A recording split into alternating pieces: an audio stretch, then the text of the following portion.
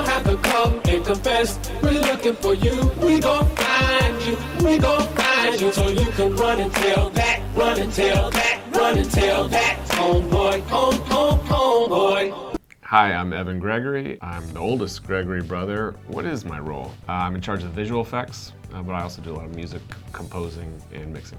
I'm Andrew Gregory. I'm the middlest brother. I do a lot of the video editing. I help source a lot of the videos, find the fine footage that we cut from. I'm a songwriter too. I mostly work on the lyric side.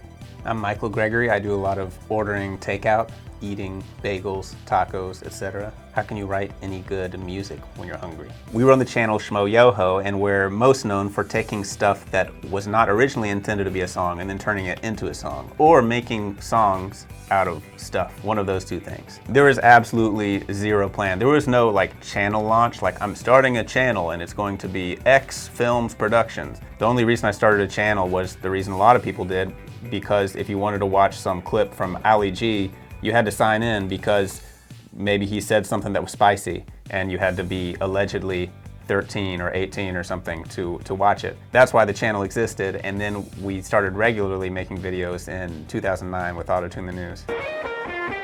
You shall build a turtle fence. You shall build a turtle fence. One of the reasons that the channel gained traction was because some of our videos in 2008 were seen by people from Barely Political, which later became the Key of Awesome.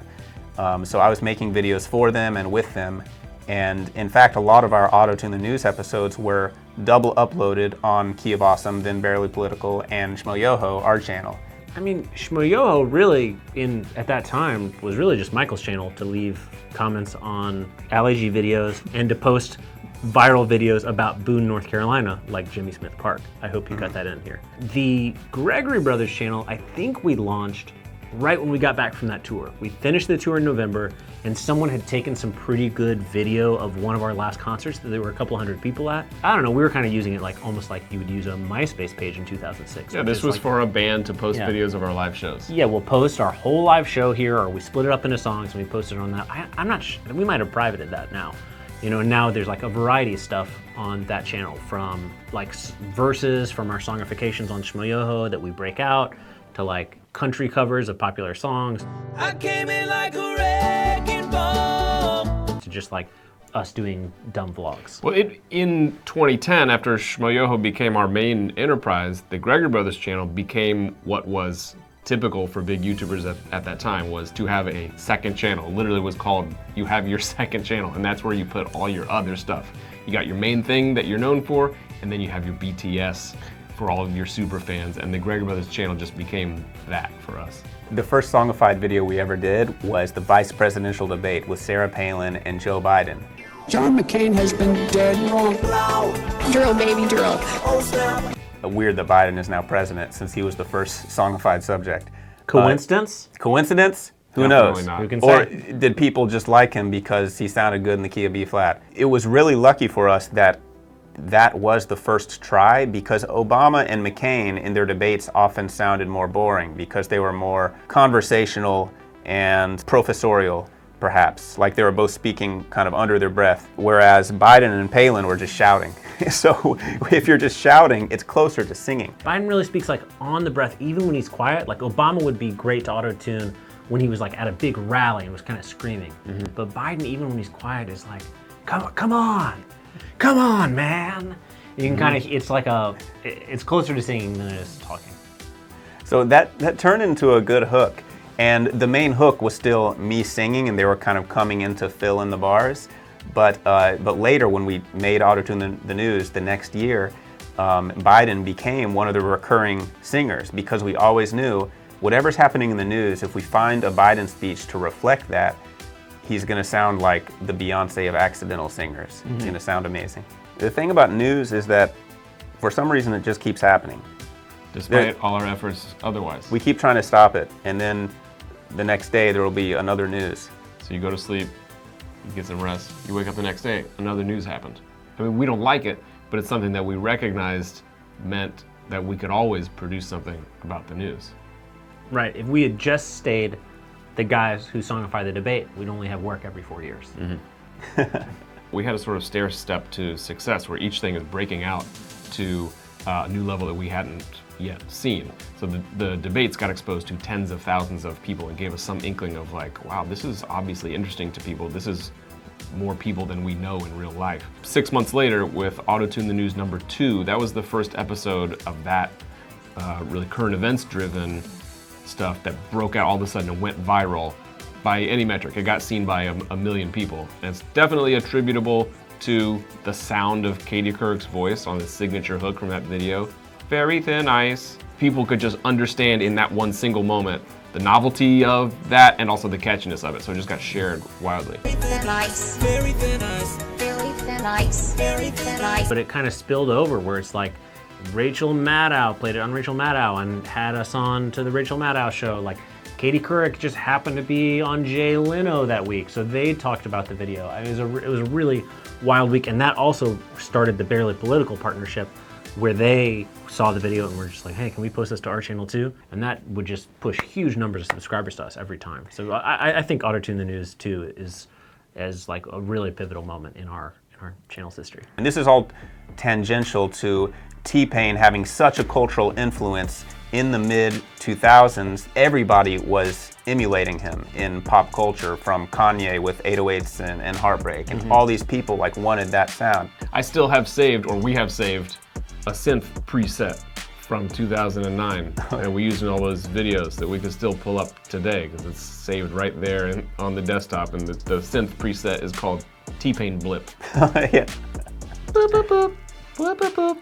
In the summer of 2010, we started songifying memes, and the first one was Double Rainbow. The original video was by Yosemite Bear, and we did this song and it just totally blew up, and it was fun to do this stuff that had nothing to do with whatever weird esoteric stuff was happening in Congress.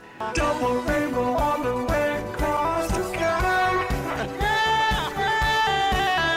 I called him or emailed him while it was blowing up and said, hey, let's make this like a track on iTunes. At the time, people weren't really streaming yet. They were still downloading their music. And he said, yeah, of course, why not? And so we did it, and it ended up doing really well. And we thought we should just keep doing this, because we're not going to stop doing news forever, but it's fun to kind of rotate and have a break from that. The interview with Antoine Dodson and Kelly Dodson came out. It instantly became this phenomenon, and what Antoine and Kelly did with that interview, I'd never seen anything like it. And the way that they took this like scary situation and instantly turned this guy into the punchline, and were just clowning on him for like 2 minutes straight, and just instantly coining like 3 or 4 or 5 catchphrases that went into the national vernacular. I challenge you to go into a large apartment building in New York City and not find a Wi-Fi network called Hide Your Kids, Hide Your Wi-Fi. What they did with the interview was amazing, like taking something that was scary but turning it into something that they made funny on their own terms. So we songified it. I did it in about, I guess, a couple days. I got in touch with Antoine through it like a YouTube annotation.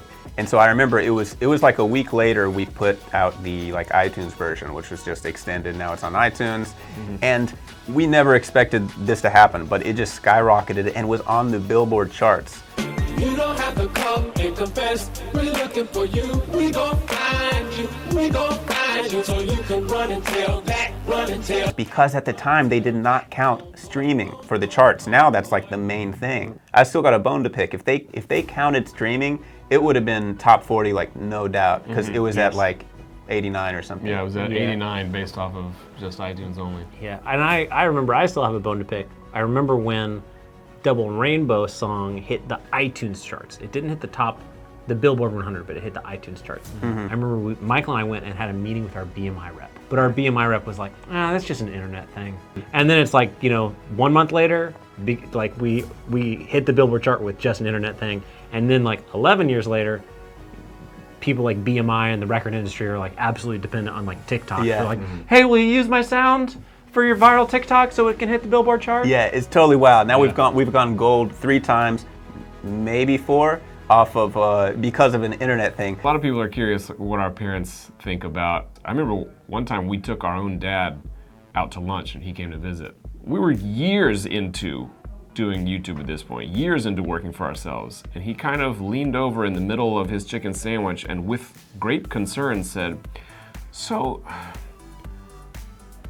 how is it that you're making money? He was still worried that like somehow we'd all been doing it for free and we're destitute.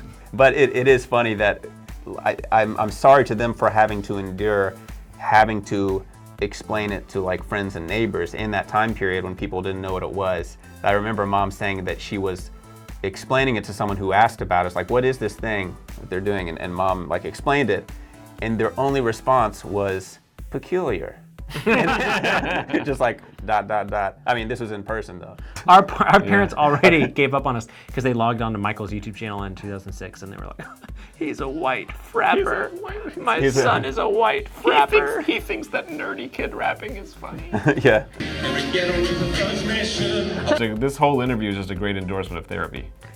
I think Michael right now is definitely the meme master just because he uses TikTok the most. Where I'm the level of TikTok consumer that's seeing the really good TikToks on Instagram. Michael's just on TikTok. I mean, relative to your average, guy or gal on the street, we're all, meme generals. My favorite meme is pretty old, and I'm not sure exactly how to spell it, but it's like, hey, ya, with He-Man, when he's singing like, "Oh, you cry sometimes when I'm lying in bed." And I just love it because it's just this weird video that you don't really have to know anything about either thing that it's using, like the song or He-Man. You don't have to know those things. It's just this animated, like, buff guy with a berries and cream haircut, just like singing and dancing on a really colorful background with his. It's just amazing. Sometimes I'll go back there like every month and just put it on a party playlist. I have a really cheap answer, so this is gonna sound like a cop-out, but I just have a lot of affection for the classic Rickroll.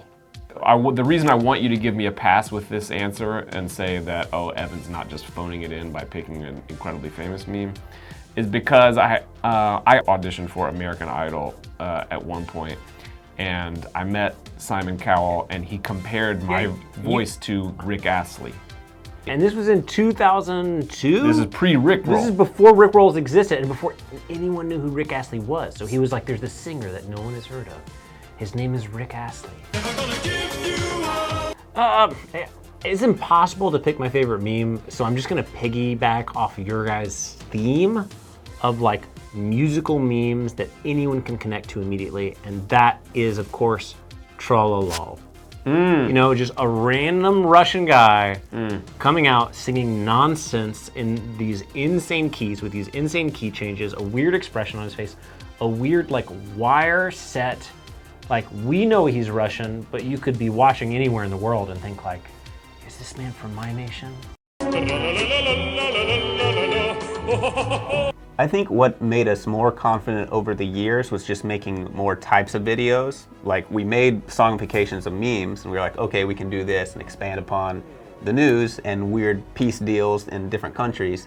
Now we're doing memes, and then now Peace deals are so weird. Yeah, they're so weird, quirky, right, guys? And then a few years later, we do maybe a video about a chicken turning into a man and starting to punch people. And then that does really well and turns into a #2 hit in Taiwan, and it gives you more confidence. Like, okay, we can do memes, we can do news, and we can do chickens punching people. Go chicken go, go chicken go. So I think it's really just like the different types of stuff. Then when we did the Muffin Song, it's like, okay, all right, so we can handle doing suicidal muffin songs. I didn't know. Moved into baking. Moved into baking. I didn't know that was in our purview. But now we're a cooking channel. Yeah, and who knows what's next? Yeah.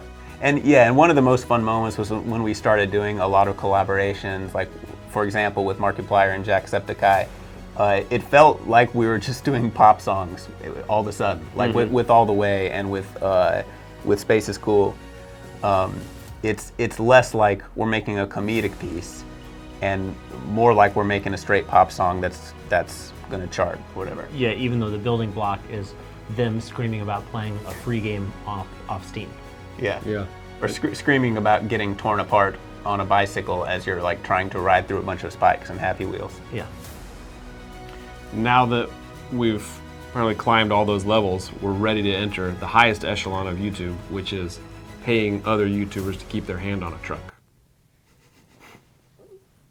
Yeah, smash the bell, guys. And if you don't know our videos, it'd be kind of weird that you're still watching till the end of this video because this would be really weird and boring for you, but, you know, go check out our channel, I guess. Yeah, if somehow you made it to the end of this video and you're clueless about who we are, we implore you to understand that we're making the most important videos on the internet. Although it might have been more boring if they did know who we are, because then everything we said, they'd just be like, oh yeah, I remember that. Yeah, maybe there. they're totally engrossed. Like, yeah, duh. Oh, these strangers are fascinating.